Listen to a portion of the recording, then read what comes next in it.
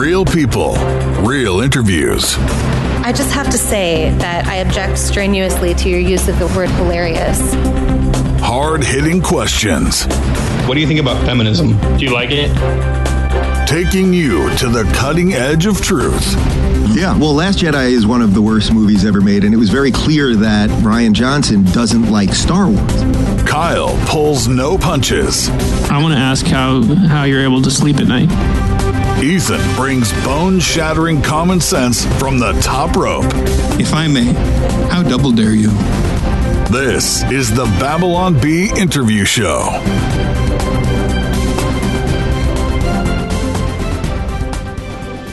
Yes, this is the Babylon Bee Interview Show, and I'm Kyle Mann. And I'm Ethan Nicolle. And today we have a special treat because we are sitting digitally with Sam Lively, who is the author of a book called Trojan Mouse, How Disney is Winning the Culture War. Thank you for joining us today, Mr. Sam. Hey, thanks for having me. I'm a big fan of you guys. Oh, that's why we're having you on. We only have... I'm glad we're finally fans. having a special guest. Well, normally we have a regular guest. Yeah, just a regular It's like, we couldn't find anybody this week, so we're going to get Dave Rubin. Yeah, all-purpose guest. Just like a generic guest. Brand. This is a special edition. Mm-hmm. Like re-release. Foil-plated. Gold. Out of the Disney vault comes Sam Lively. So yeah. So Sam wrote a book about Disney. And we all take a lot of Disney in.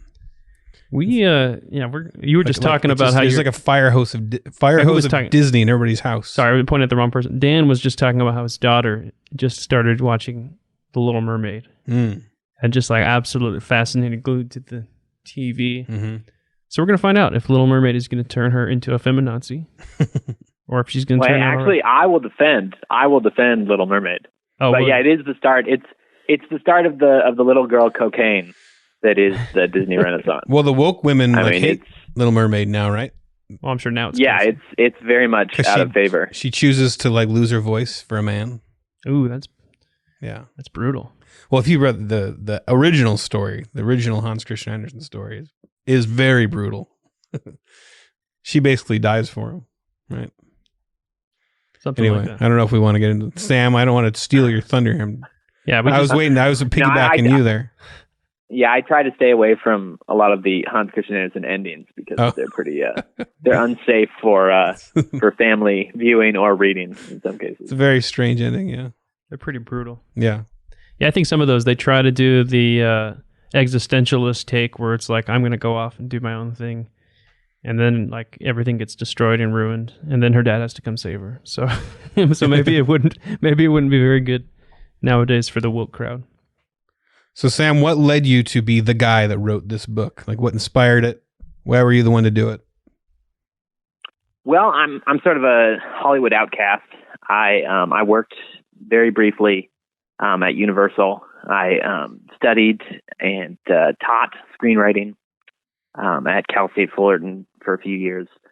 And so I had something of an insider's view to how stories are made. But I was also a culture warrior for a lot of my teenage years and sort of a weekend culture warrior as an adult. And so I've always been very concerned with how movies and entertainment culture have shifted people's opinions on key battleground issues. And so, I mean, over the years, especially once I had kids, I started to think more and more about which particular companies, how we're having the most impact on the culture. And it was really hard to find one that even sniffed the overall power and reach of Disney, both for good in its early incarnation and then for evil in its current variety. So, yeah, I figured I should instead of doing the big panoramic view, to just give people a look at how one company evolved and became that sort of siege weapon for getting past otherwise pretty good defenses that Christian and conservative consumers have built up. So do you think that, because, the implication of Trojan Mouse is that there's bad guys hiding inside the mouse and they sneak the mouse in your house and then they all come out and kill your family? Pretty much. So, exactly. do you think that? But is it that intentional, or is it that? Because another thing is I'm kind of a Hollywood outcast too. I mean, I do some stuff in Hollywood, but I think a lot of people in Hollywood feel like outcasts. But yeah, there's one of the weirdest things to me about animation is that it's made for families, it's made for kids, but the people that make it, in order to be a person that spends all your time making it, a lot of them are more predisposed to being the kind of people that aren't very pro-family. Like they're single, artsy single people. That's right. What animators are. So they're already predisposed to be like communists. So I always wondered, like, is that part of it? And did the Trojan Mouse get filled with commies just by the nature of the industry? And or was it, is it, how much of it's on purpose and by design? I gotta say, I need to see an Ethan Nicolle illustration of the Trojan Mouse now, with all these Soviet soldiers conscripts come busting out of this thing. Yeah, wielding hammers and sickles on their way out. Yeah. It's always it's inherent to the artistic fields, at least in America, that there's always sort of a leftist slant. I mean, that was going back to early Disney. Mm-hmm. A lot of the early people who worked for Walt were not necessarily communists, but definitely leftist in their political sympathy. Yeah, I use communist as a very generic term. I'm just joking. He calls everybody a communist. Yeah, they're a bunch of commies. But it really is, and again, you're also right that most artists are not really thinking in terms of children's entertainment. Naturally, they usually have much different muses for what the kind of stories they're trying to tell. But it really did turn into something intentional. Right around the mid '80s, when the big leadership change took place at Disney, you started to get ideologically motivated creative people who really saw, almost the way that education progressives did back in the 30s. They saw entertainment as a lever for social engineering and social justice. And so you get this idea and you say, like, I've got this huge bullhorn, right? And I have access to the masses of bigoted, unwashed Americans, right, who don't understand how special this worldview that I hold is. And so I'm going to use that. I'm going to use that, and I'm going to broadcast to them, and I'm going to win their hearts and minds in ways that they don't even realize that they're being preached to. They don't realize they're being proselytized. They're just going to come. They're going to be swept off their feet, and as a result, they're going to hand over their hearts and their minds and allow this very hostile storyteller to start shifting some of the bare assumptions that we have about who are heroes, who are villains, what the causes and consequences are for good behavior, bad behavior. All that stuff starts to get opened up once you start entering into those, especially the children's stories, the fairy tales that have so much morality programming built into them. Yeah, I feel too, though, and I don't know, this maybe this isn't like actually opposed to that idea, but I when I see Disney movies and you look kind of over the sweep of American history over the last 50 years, and it seems like it both influences culture and it's also kind of reflective of trends that were already happening. So I wonder how much of it is them trying to influence it and then being influenced, and then it snowballs as they continue to push that same idea or agenda. Right. I mean, there's a lot of dynamics at play, so you can't find like a single cause, the root presupposition that everything else is built off of. But I think it's undeniable when you look at, I mean, all of us who grew up in sort of Christian groups, and I've seen so many of my peers. I'm 34 now, and I've seen so many of the Christians who grew up alongside me shift dramatically their beliefs on major issues. And a lot of it, when they justify it, when they reference what changed their opinion, it's almost always emotional appeals. And most of those emotional appeals you can eventually tie back to some sort of entertainment narrative. And so I think, at least in the modern culture. Maybe not in the 50s and 40s when Disney was more reflective of the broader culture, but nowadays, or at least in the last 30 years, Disney has really been aggressive in pushing emotional narratives that then become mainstream and then become part of what people reference to as to how to justify their stances on different issues. Do you have any examples of kind of smoking gun events or things people have said that show that it is intentional? Like we're trying to make this we're trying to preach with our Disney. Well, you should read the book, Ethan. I know. No, just kidding. But I want people to say them on the show. Yeah, I'm just kidding. I want them to read the book out loud. Probably the most glaring was Linda Woolverton, who's the screenwriter who did Beauty and the Beast.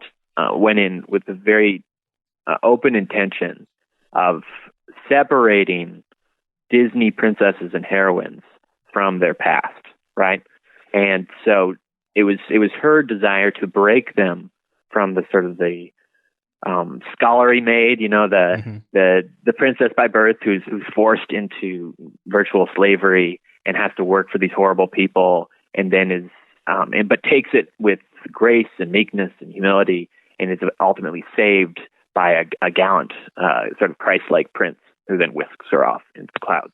So she very intentionally decided, I want to create a new princess heroine archetype that young girls will be able to look to as their role model. And with Belle in particular, she created one of the first, and that led to a series of other heroines who became much more pronounced, independent, not dependent on fathers, eventually not dependent on a Prince Charming type, who were willing to fight back, who never took any sort of demotion with grace or meekness or humility, but resisted it angrily and claimed the birthright, right, of independence and authority.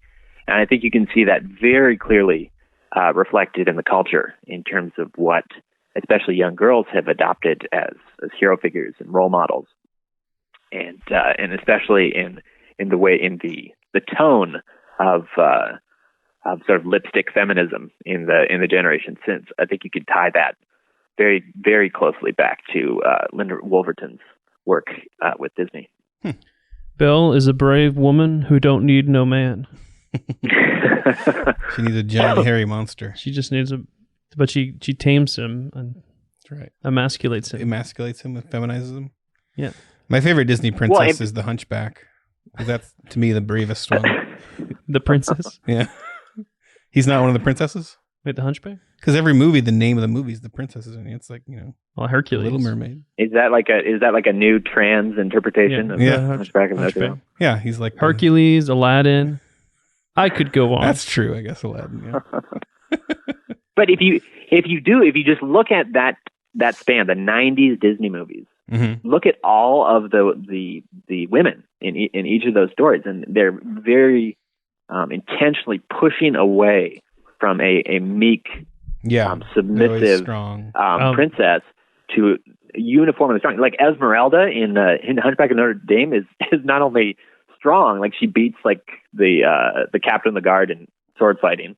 I forget what she's like. She actually criticizes God for not rescuing her people, and then she also, I think she dances on a stripper pole at one point too. So just a sort of like multi-front rejection of modesty, of humility, of dependence on grace, all the things that used to typify a Disney princess. So why do strong women frighten you? They're terrifying, man. They're gonna. Why do you want to control women? But men shifted too, right? Well, look at what has to happen though for the strong princess character to become so overpoweringly strong, right? It requires it's like the balances of justice, right? Blind justice, and the patriarchy has to be smashed in order for the strong princess archetype to rise forth. Yeah. So you see look at what happens to all the guys, the dudes. Yeah, they turn to big children, right? They turn to act like big goofy children. Right. I mean, Triton, the Little Mermaid, he's the first one. He's the big, strong, buff guy who looks like sort of like a combination between like a muscle mag and Moses from the Ten Commandments, like right? God with fins. With a big fork. Yeah. But then it's like they hit him with the shrink ray from Honey, I Shrunk the Kids, right? And it's like he goes from, so you can go from that patriarch to Maurice in Beauty and the Beast. And Maurice has like 3 scenes. In the first one, he knocks himself out with his own invention. In the second one, he gets the dad, the inventor thrown in dad? jail.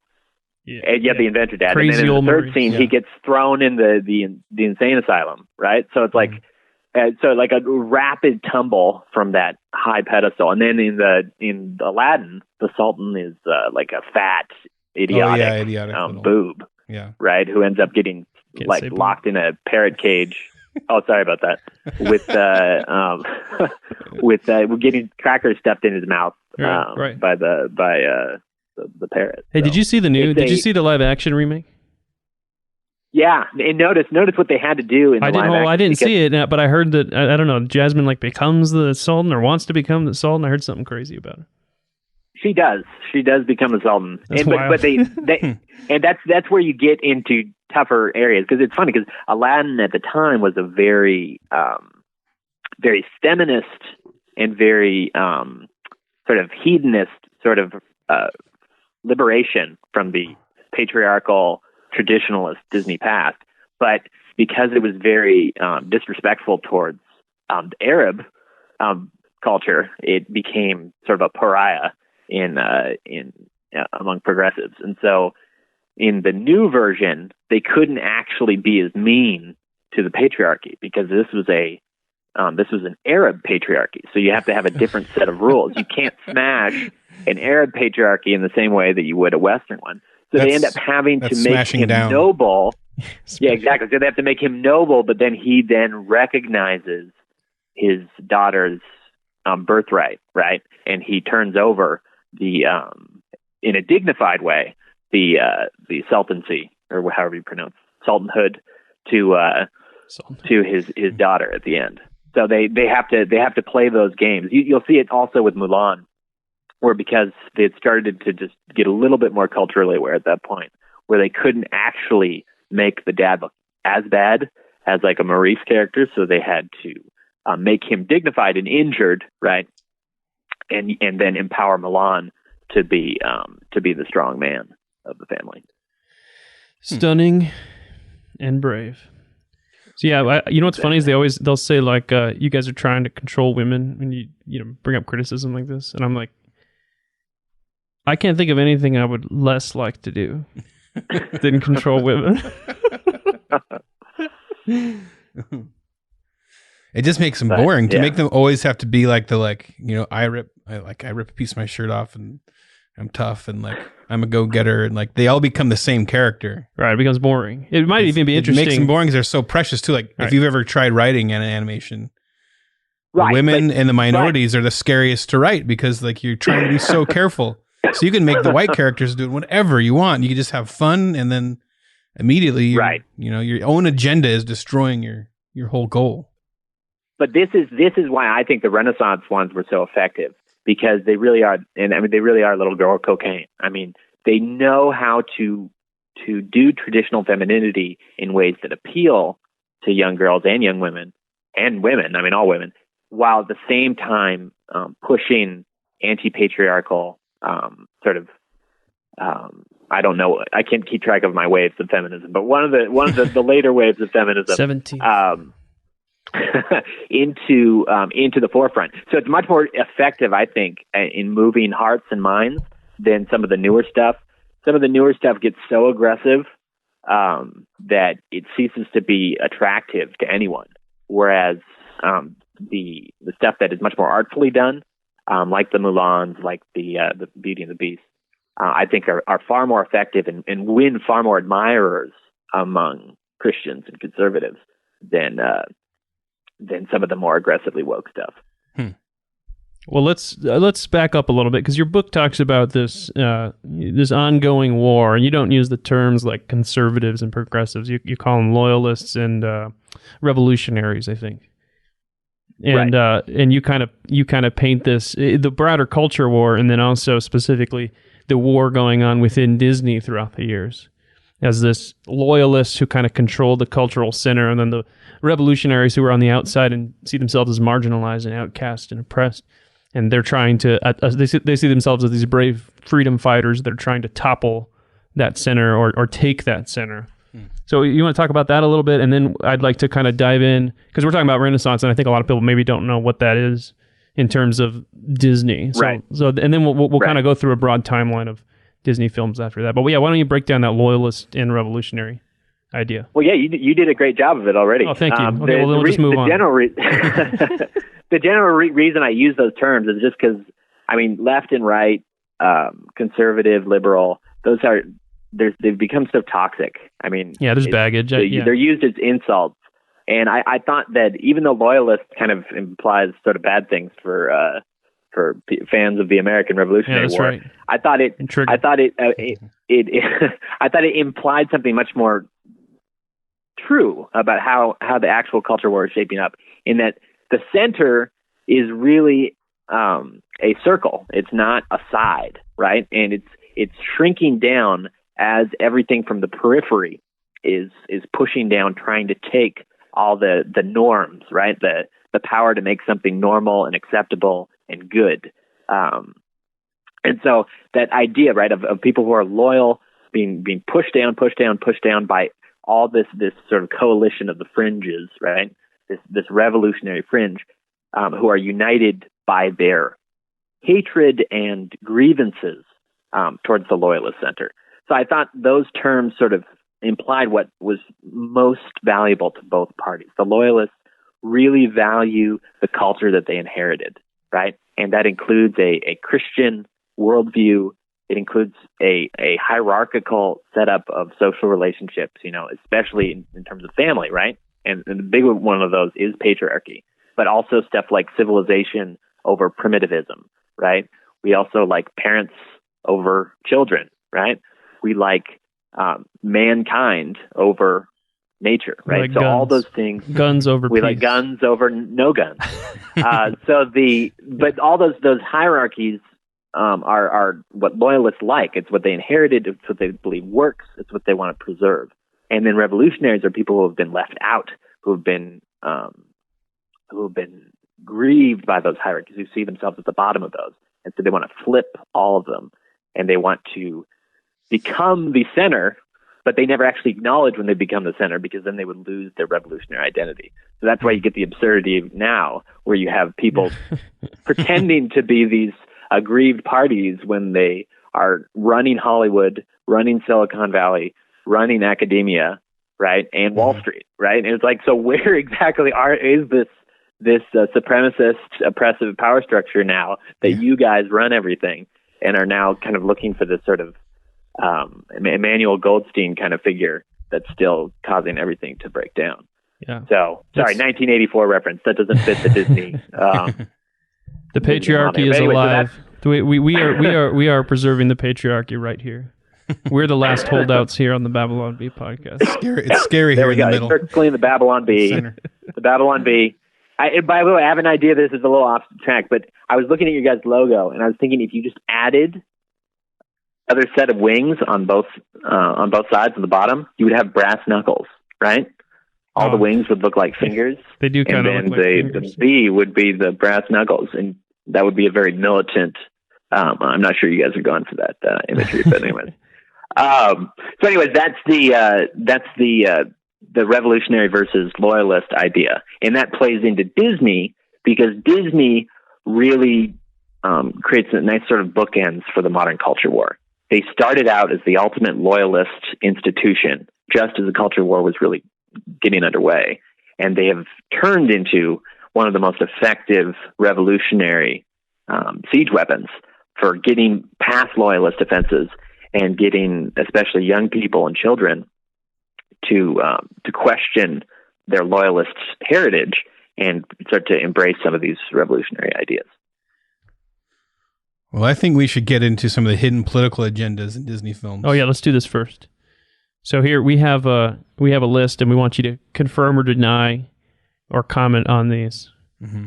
So, Sleeping Beauty promotes the lie that women are lazy.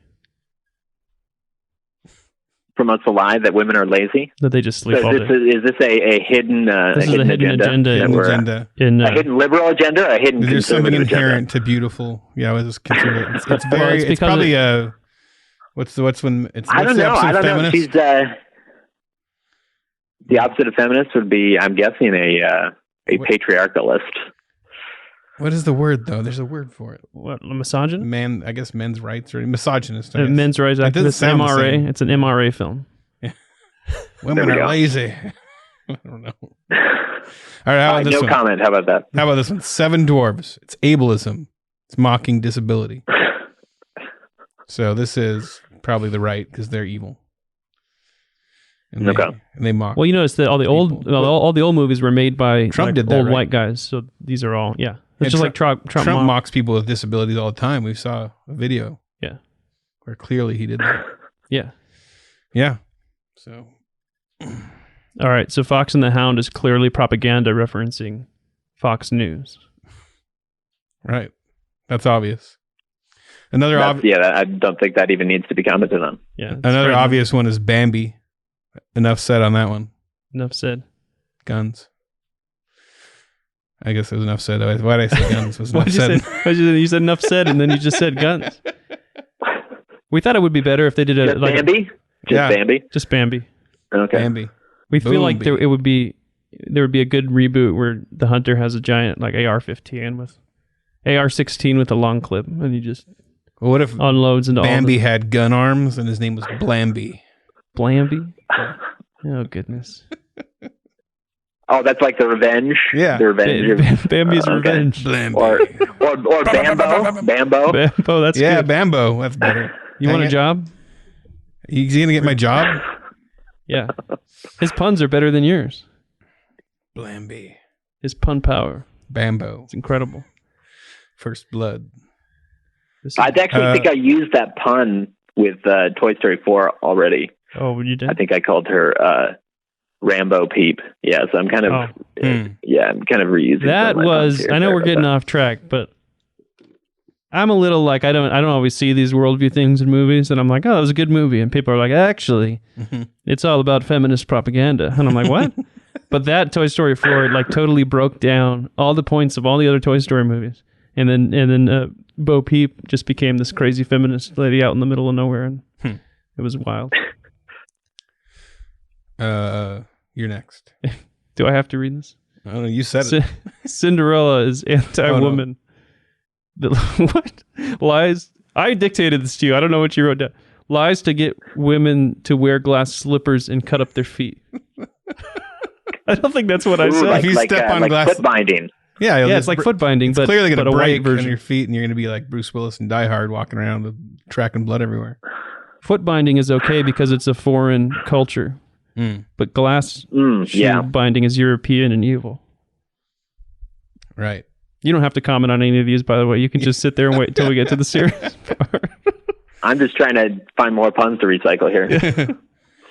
Peter Pan encourages kids to snort pixie dust and take an acid trip to Never Never Land. And true or false? You know what? That's. I never thought of pixie dust as.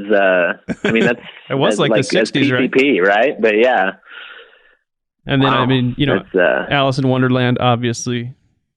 Do drugs. Same thing. Yeah. Drugs are good. And then Brother Bear. Well, Alice in Wonderland. Ooh, okay, sorry, you go ahead. You say Alice in Wonderland. I don't want to. Well, no, Alice in Wonderland actually became sort of a. It made the college circuit as an LSD movie. It actually got second life because of its appeal as a drug trip movie. I was thinking of Alice in Wonderland and The Wizard of Oz. They're both so bizarre when you really think about it. I don't know that something like that would be mainstream now. I don't know. Though the 90s had some very strange stuff. Brother Bear. Yeah. Brother Bear is just pure bear propaganda. Yeah, pro-bear. A human abandoning his humanity just to become a bear. And a glorification of one of the most horrible animals ever to exist. The bear. The bear. Wow, I wasn't expecting to see bear hate. Well, they're evil. I'm going to add another revolutionary grievance to the list. Well, you wrote this book. I wrote the book Bears Want to Kill You. So that's where I'm coming from. There probably is some truth to the Brother Bear thing, and I'll bet. What? Just about how because he was talking about civilization. Yeah. Versus barbarism. And there probably is some truth. Yeah. I just remember, I don't remember. Brother Bear is very much revolutionary. The whole idea, it's both pagan, it's both pagan over Christian, and then it's also nature over man. And both are very explicit in Brother Bear. I was shocked. Although Brother Bear's sort of in that obscure, in the early 2000s era where nobody even remembers watching those Disney movies. Yeah. I saw almost none of those. The only reason I watched it is because I was going to be making my comic Bearmageddon, and I needed good reference for bear drawings, and Disney animators draw amazing. So I freeze framed a bunch of stuff from the movie, but I remember I actually watched the whole thing. I was like shocked. Spoiler alert if you haven't seen it. The guy becomes a bear, and he's cool with that. He's like, oh, let's be a bear forever at the end. That's cool.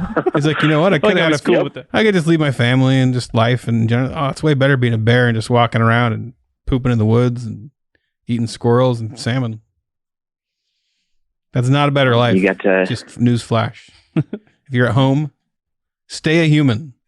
It's a horrible way to go. Well, he got to walk in another species moccasins. Yeah, that'd be fun for a day or two. Yeah, you're supposed to come back though. Like, what if at the end of Princess and the Frog, she stayed a frog forever? That'd just be weird. Wait, did she? Well, don't you remember Shrek?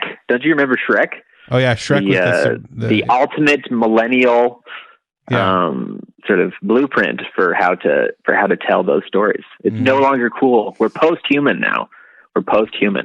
Yeah. And so you always want to embrace the non-human identity. That's actually a thing. I mean, it's a little off the field, but if you look at Avatar, right? Yeah. If you look at the warm bodies, you guys were actually referenced that on one of your shows with Brian Godawa, I think. Like falling in love with the zombie, right? I mean, all these things where it's like the post-human romance actually becomes superior. Twilight, of course, is that. All these post-human, non-human, superhuman romances have become in vogue because mankind, right, the divine birthright, is worthless now, and so now we have to seek a more evolved or more enlightened identity. Little Mermaid. Men love women when they shut up. We already told that joke. It's true. Darn it. Wait, are you typing a new joke? That's actually Ursula's joke. That's actually Ursula's joke in the big musical number in Little Mermaid. Oh. We stole a joke from Ursula. I forget what it's. Poor Unfortunate Souls. Yeah, she does make a joke about that. So we're only about 30 years too late. Yeah, you got beaten to the punch by the octopus drag queen. Modeled after a drag queen. Have you heard this? Mm-hmm. Yeah, from you. Did I tell you this? Oh, okay. You did. Yeah. I got excited and called Ethan in the middle of the night and said, "You got to hear what's in this book." Check out this drag queen's website. It's all based on Ursula. Okay, no, he didn't say that. Jungle Book. Divine. Says fathers can be replaced by bears, which is more bear propaganda. Because Baloo the bear is like a father figure. Just kind of disgusting. Sorry. Wow, the bear themes are really strong. I mean, did you make it to Brave too? I mean, there's more bear parental. Oh yeah, there's a whole bear thing in Brave. Yeah, but doesn't she reject? She ends up rejecting the. She turns her mom into a bear or something. Yeah, but they save her and turn it back into a human or something. She returns. She does return in that one. But not before bonding. Mm-hmm. Right. I don't. That's the one Pixar movie I just do not remember anything about. Yeah, it's so forgettable. I think I own it. I don't know anything about it. All right. Finding Nemo. It is a sin to eat delicious sushi. It's horrible. I felt like the propaganda in there when they're going like, fish are friends, not food, and they look at your kids through the screen. They're like, get it? Oh, yeah. Fish are friends. I think that's about it. This isn't a Disney movie, but Happy Feet. I believe it really made fishermen out to be like literally evil people. Like they're cackling. Like they're real life evil. Like they should be killed by the police. I know they need to make I guess the counter propaganda to this is to make a movie about how delicious some animals are. Yeah. So maybe they need to be like the villains, like, so we're actually doing the world a service by slaughtering all these cows. Eating Nemo. Oh yeah, you know what? There could be one about the Chicago fire. Like it would a conspiracy of like the cows. Old Bessie was like sort of like Manchurian Candidate kind of figure, trying to like bring about the end of the human race. And well, you're the one with the screenwriting. Use your credential background, so go for it. I'll go for it. Yeah. Cars is clearly just a big commercial to buy a Prius. Environmentalism. Cars 2 actually is. Cars 2 is actually. I heard about that. I never saw Cars 2, but I heard. Yeah, no one watched Cars 2. No one watched Cars 2, but it did try. It tried to gain relevance by turning environmentalist at the end. Terrible.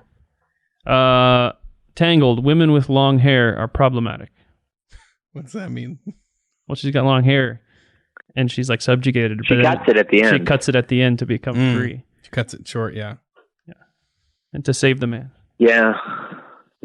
She does cut it to save the man. Though. It's sort of like a dual statement. It's like Captain Marvel kind of haircut combined with sacrificing for the patriarchy. So it's hard to decide which one that falls under. Yeah, what's problematic and what's brave? I don't know. Yeah. That is weird. There's that whole woke issue with long hair. What is it? What is it? Yeah. Or even they don't say that, but they would cheer a moment a woman cuts her hair short. Yeah. I don't know. I don't get it. Long hair is great. Maybe that's the problem. Because a guy likes long hair, that's what makes it bad. Finally. Finally. Yeah, this brutal list. Brutal list that we cobbled together quickly before the show. Aladdin. I have not read this. Stealing apples is okay if you sing a Broadway song while running away from the city guards. It's true. That's true. It justifies the stealing of the apples. Mm-hmm. And the bread. Although that sounds liberal. Well, someone quoted Proverbs at me on that one. That there's a and I forget which proverb it is, but there is a proverb that relates to stealing when you're hungry. Yeah, good one. So I'm afraid because I condemned Aladdin on that one too, and then I felt a little guilty for not knowing my proverbs fully. Well, he's hungry, so he steals only what he can't afford. Exactly, and that's everything. Got to eat to live. Got to steal to eat. Otherwise, we'd get along. Should we sing? I steal. Oh boy. All right. Step. Yeah, there we go. Well, so let's go ahead and kind of look at the broad overview of the timeline of Disney movies. All right, so Golden Age Disney. This was kind of the beginning. After all their cartoon shorts and stuff, they started doing feature films. Snow White and the Seven Dwarfs, Pinocchio, Fantasia, Dumbo, Bambi. Sam. Masterpieces. Your analysis. Yep, that is all peak Golden Age stuff. Yes. No, that's and again, if you understand what Walt Disney was doing too, Walt Disney was a complete pioneer. Nobody had done sound and animation successfully until he did it. Then he was the first to do a big feature when nobody believed it could be done with Snow White, which became one of the biggest hits of all time. And then he continued to push through with a hiccup during World War II, because basically he got drafted into propaganda work while most of the European markets were closed. So he had to basically shut down work. But then he came back from that in the 50s with a vengeance, spreading through animation, live action, and television. So you can sort of see the Golden Age as two phases, like the first one with Bambi and Snow White and Pinocchio and Dumbo, and then the second big phase where they just started making everything in every direction, which was when Cinderella came out for the animation stuff. It's when they did those big cheesy screwball comedies like The Shaggy Dog in live action, and they were also doing television on a huge scale at the same time.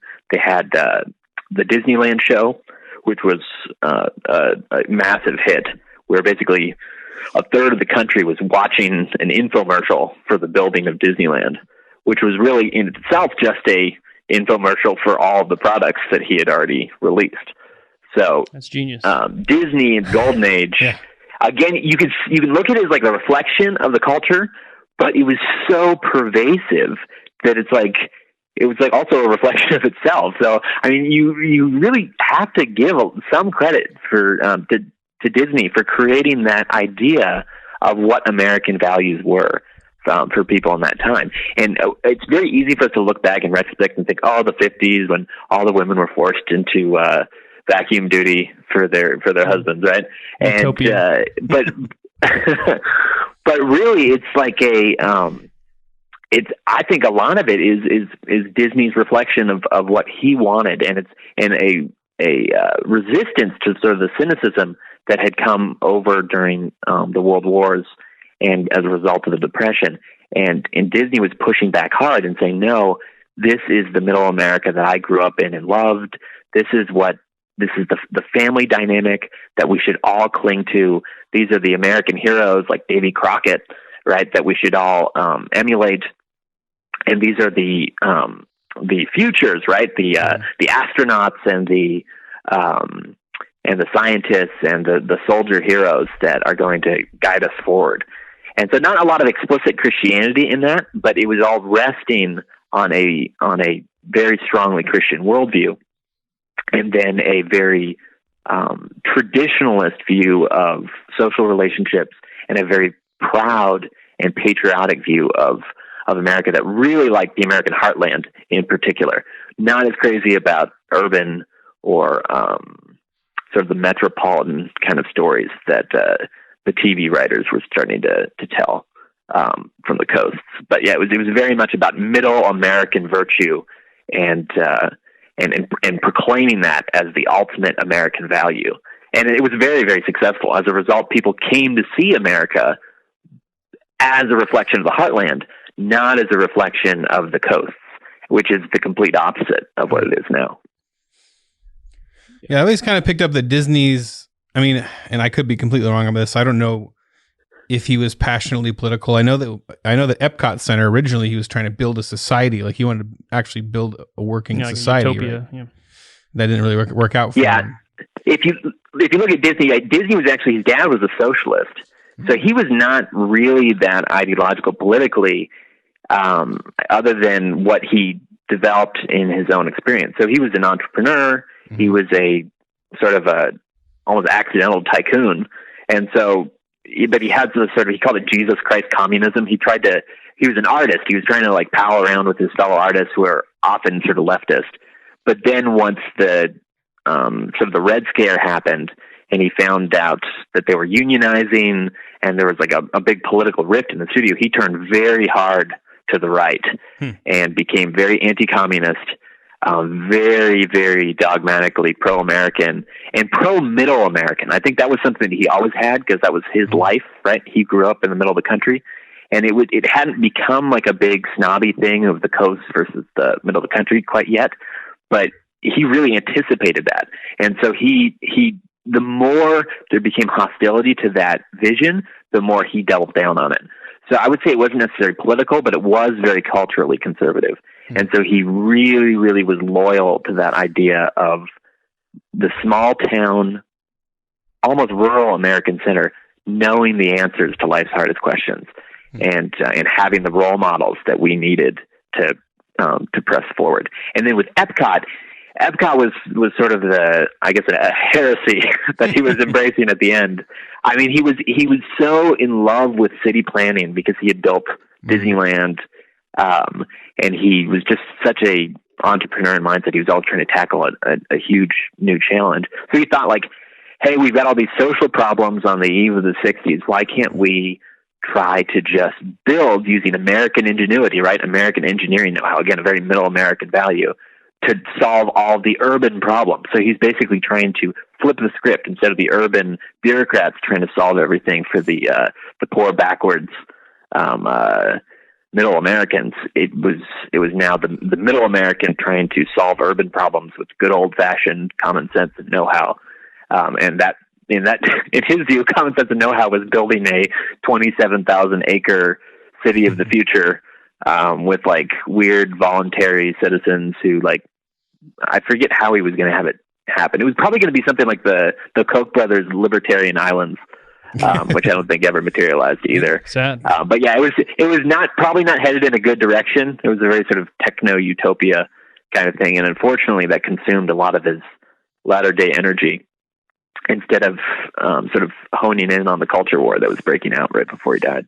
If he had figured out how to live for like 900 years, I wonder what he'd be creating if he just kept going. What are you making now? He'd probably be creating another planet.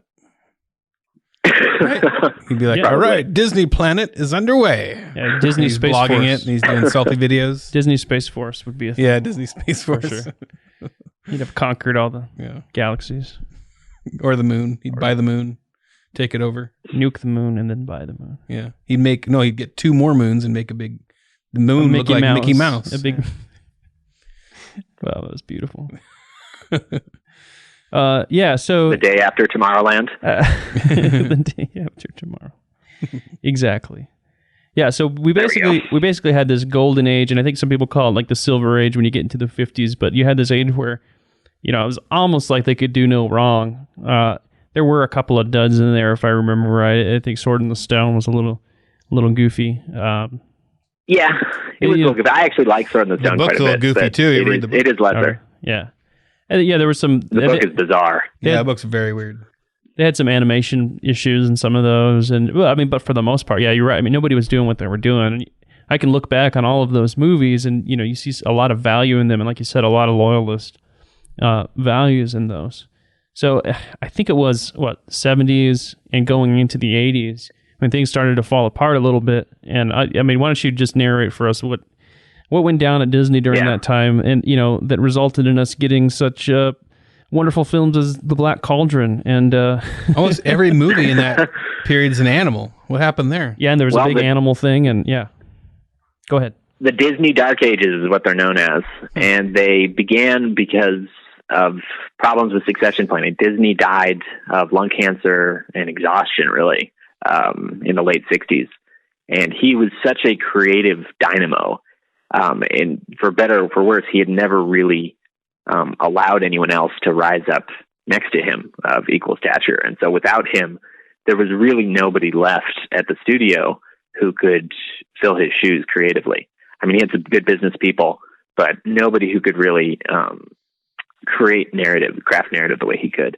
And so you ended up with a lot of just what would Walt do kind of stuff where they just tried to shamelessly copy his old stuff, like Aristocrats.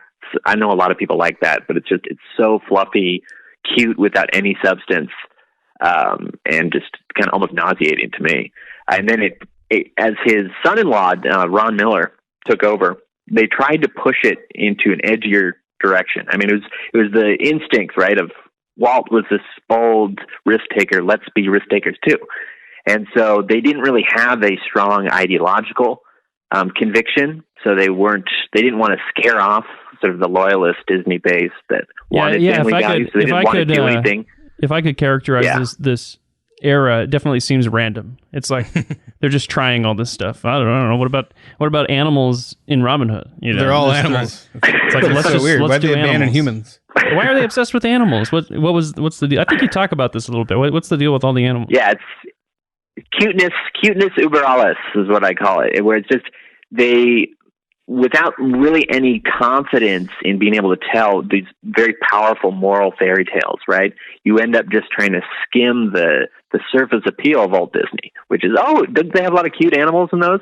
And so they just did all cute animals, and they didn't have anything underneath. I mean, Robin Hood is just endless montages of slapstick comedy with no real soul, no real moral tale, which is a shame because, I mean, Robin Hood, the story is like loaded with depth and drama that you could mine to tell some really meaningful stories. But they just were paralyzed. All they could do was sort of rehash the most surface appeal of old Disney. And then as Ron Miller and his team took over and started to take some risk, they took risk in just bizarre directions with no real vision. And so you ended up with movies like The Black Cauldron, with movies like Dragon Slayer and Black Hole, and even Tron, which is like hilarious to watch because it's just everywhere ideologically. It's like a weird like Christ allegory, but then like he makes out with one of the programs like right before sacrificing himself on their behalf. I mean, it's just it does not know what it's trying to say. I don't appreciate you bad mouthing Dragon Slayer. I mean, you had a Dragon Slayer is the worst. You have a 70s kid with an afro. You know, that's in this old medieval setting. You are welcome to enjoy it aesthetically, but my goodness, it is the most aggressively anti-Christian. It's almost as good as Kroll. That was a partnership with Paramount. What's interesting, Paramount would become the secular sort of blueprint for what Disney would become, because they took the two top guys from Paramount, Katzenberg and Eisner, to end the Dark Ages. So the Dark Ages basically almost bankrupted Disney. And so the shareholders got antsy.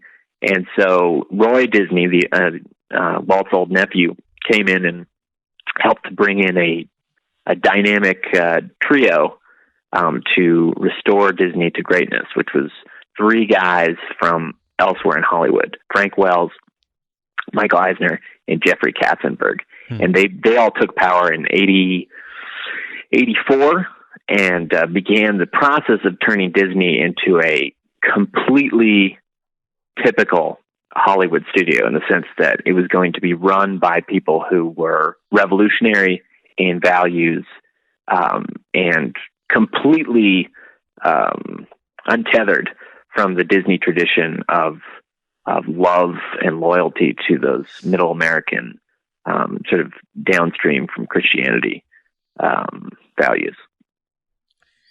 All right, so that basically brings us up to the Renaissance, which is what we want to talk about, because I think this is a super interesting period, and this most of us now, I think, grew up on these films. These are the films of the 90s. Mm-hmm. So why don't we break into our subscriber portion? Oh, and if you don't pay us money, you don't get to hear the best part. And so where can people check out the Trojan Mouse? It's on Amazon. I know I've got the Kindle version. Yeah, it's on Amazon, paperback and Kindle. Amazon paperback and Kindle. Okay, you can also find it on Facebook and SamLively.com too. Sam Lively. Okay, and where can people follow you? Follow you on Twitter? Yeah, Twitter, Samuel P. Lively is my handle at Twitter. And SamLively.com will probably be the best place to find me. Awesome. I read the whole book and it was awesome. So I definitely recommend you guys check it out. It's a super, I like a lot of the Disney films, and it's a super interesting, just easy to read, but still in depth with a lot of the worldviews and stuff. I'm not a big thinker of this kind of stuff. So to see someone actually do some analysis on each film was super interesting. So I really appreciated it. And I think you guys will too. Cool. Coming up next for Babylon Bee subscribers. In the Disney wheelhouse, is like, are we really going to overthrow this bastion of American culture? Well, we talked about Beauty and the Beast a bit. We talked about Aladdin a bit. What about Lion King? Because I have two young girls, and so like sometimes like when we watch something, it gets so bad. It's like, what's the point? I mean, why spend time trying to deconstruct this? The thing about Christian entertainment is a lot of times they set out to make really blatant propaganda, Christian propaganda. I feel like they get how to make it, they hide it better. Enjoying this hard-hitting interview?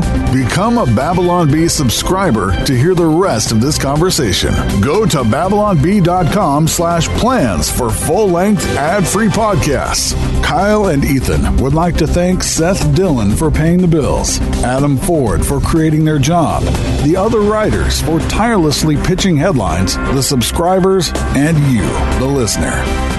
Until next time, this is Dave DeAndrea, the voice of the Babylon Bee.